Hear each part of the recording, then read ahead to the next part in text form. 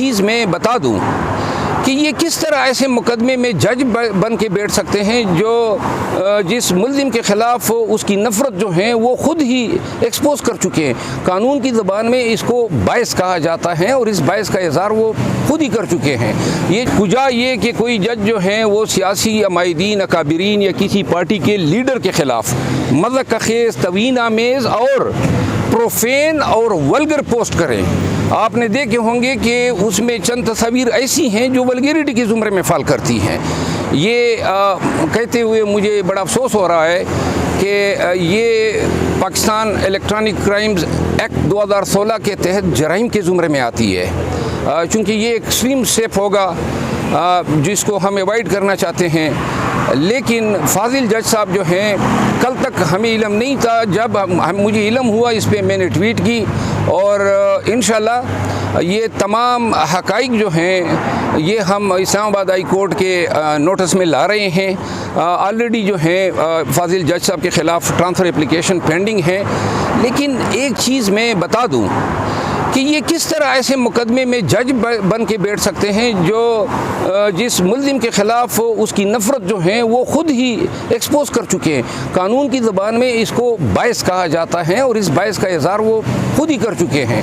ये जो मुकदमे में जो चुस्ती है, तेज़ी है, तुंदई है, इसके पीछे हमें मरक नज़र नहीं आ रहा था, लेकिन हम उसी से हमें शकूक पैदा हो गए थे और जिस पे उनके और मेरे बीच मुकालमा हुआ था। लेकिन अब उनके अपने टाइम लाइन ने और फिर जो और हमारे पास तफसील आई हैं जिनका मैं जिक्र फिल वक्त नहीं करूँगा, लेकिन इन चीज़ों ने इस चीज़ पे मोहर सबत कर दी हैं कि फाजिल जज साहब जो हैं वो PTI के चेयरमैन इमरान खान साहब के साथ ज़ाती परखाश, ज़ाती नफ़रत रखते थे, उनकी तज़हीक पे तुले हुए थे। ऐसे हालात में उसके अपने मनसब का तकाजा था कि उसे ये केस कबूल ही नहीं करना चाहिए था।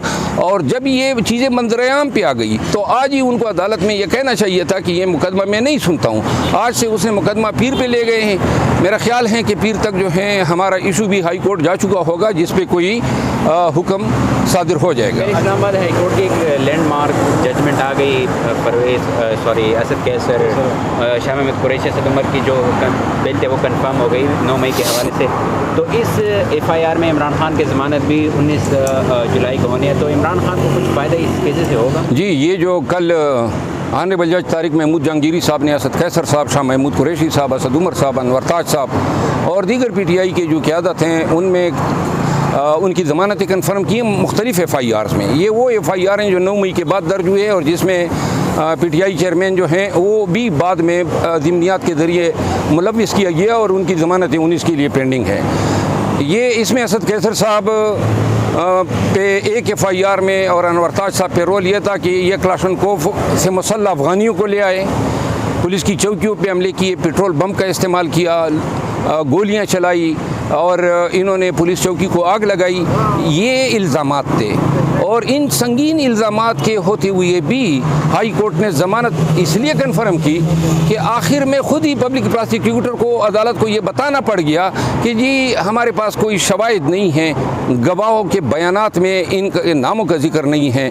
और असद उमर साहब और शाह महमूद साहब के हवाले से प्रोसीडिंग ने सिर्फ 1 मिनट लिया। ये वही आर्डर हैं जो एडिशनल सेशन जज साहब सिपरा साहब ने खारिज किया था। जज साहब ने मुझे सुनने के बाद प्रोसिक्यूटर साहब की तरफ मुंह करके कहा, हाँ जी क्या शहादत है।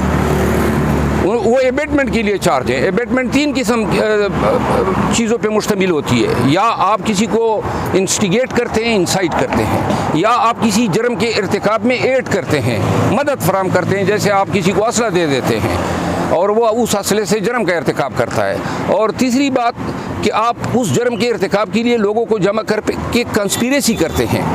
तो इन तीनों चीज़ों में से एक भी शवाहिद नहीं था। सिर्फ 1 मिनट उस पूरे केस को सुनने में लगा। जब जज साहब ने उसकी तरफ मुंह करके कहा, हाँ जी क्या शहादत हैं, तो प्रोसिक्यूटर ने इतना ही बताया कि जनाब कोई शवाहिद नहीं है। ये इस केस में भी इनकी ज़मानत खारिज हुई थी, जो बहुत ही अफसोस का मकाम है।